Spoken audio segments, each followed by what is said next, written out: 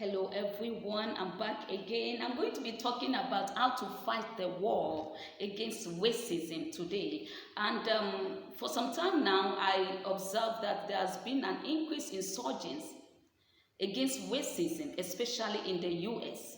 And I got thinking, I got praying, asking God questions and solutions to these particular issues or challenges facing the blacks over there. And just yesterday, I received the answers. The Spirit gave me the answers, and that is what I'm going to be sharing with you today.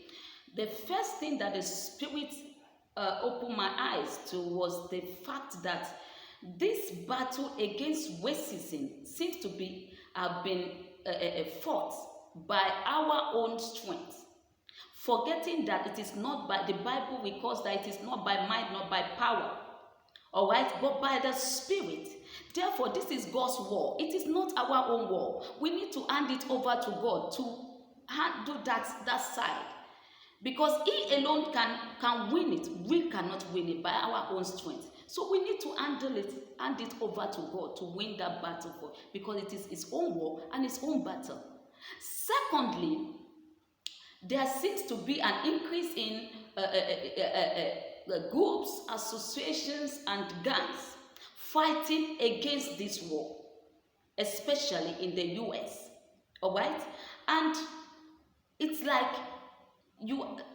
there is much more violence going on within these groups and associations that have been formed to fight against this battle or this war. It's like there is need instead to connect to church leaders, especially white church leaders. All right? Because back then, this is exactly what Martin Luther King Jr., God bless his memory, this is exactly what he did. He connected to white church leaders and got them to be on his side. He mobilized them and got them to be on his side to fight the war with him. In fact, he was able to even succeed in winning the heart of the president back then. I think President Carter back then on his side. All right, to sign a law, a constitution for voting. So this is exactly what the present day blacks should strongly think about and consider. Then thirdly, the blacks now need to go back to Martin Luther King's method back then. And what was his method? He fought this war not with violence, but lovingly and peacefully, and ensuring that God was at the center of it. He reached out and mobilized people lovingly and peacefully, ensuring to make God the center of it. So we have abandoned Martin Luther King's method and we need to go back to it.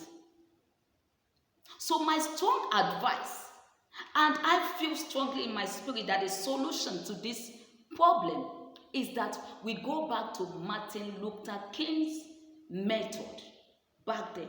First, he made God the center of it. He allows God to handle this war back then. And that was why he was able to win it back then. He mobilized, connected to white church leaders and got them to be on his side to fight the war with him. I think that is exactly what we should do. We should go back to that Martin Luther King Jr. method that he applied, that he uses to address the situation back then.